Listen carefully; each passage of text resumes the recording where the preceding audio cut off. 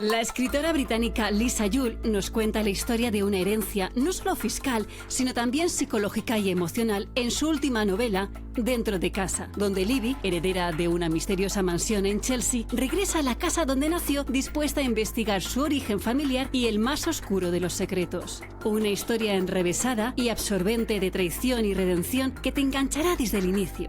Su publicación original suscitó tanta admiración que personalidades de todo el mundo, como Sarah Jessica Parker, Olivia Colman o Colin Hoover, dieron buena cuenta de su éxito.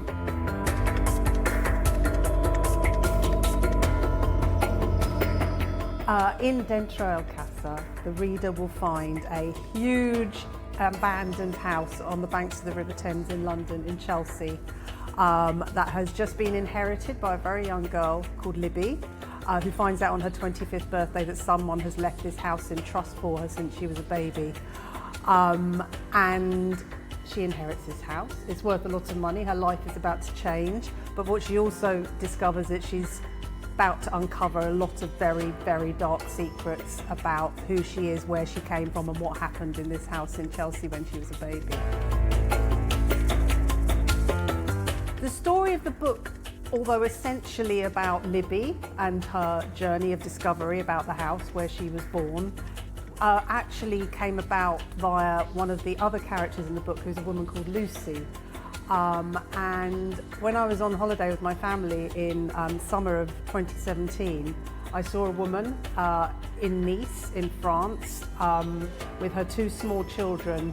I caught sight of her, very fleeting glimpse of her, and she just looked like an interesting character. She looked like she had a story to tell.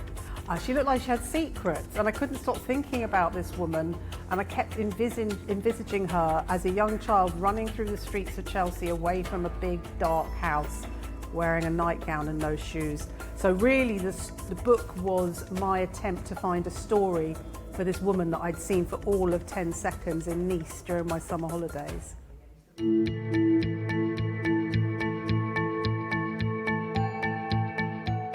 I think anybody who writes domestic thrillers or psychological thrillers is interested in family and relationships. A lot of my books are, they feature a house as a main character because I'm absolutely obsessed with what goes on behind closed doors. I love the idea that you can walk down the street and behind every one of those doors there's a family, there's an individual, there's a story.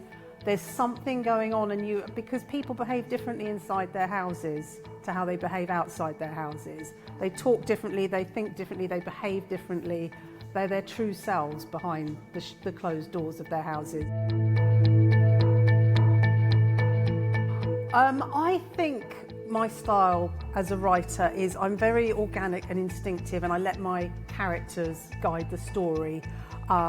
And I leave my characters a lot of leeway as I'm developing them and as I'm writing them to let me show who they are.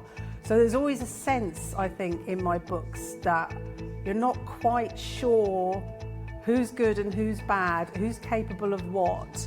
I think that the feeling that I really want to create in all of my books, regardless of the setting or the plot or the style, is a sense of unease. I want the reader to constantly feel slightly unsettled, like there's something going on, they don't know what it is, but it's going to be bad and it's going to be dark, and they just need to keep turning the pages until they find out what it is.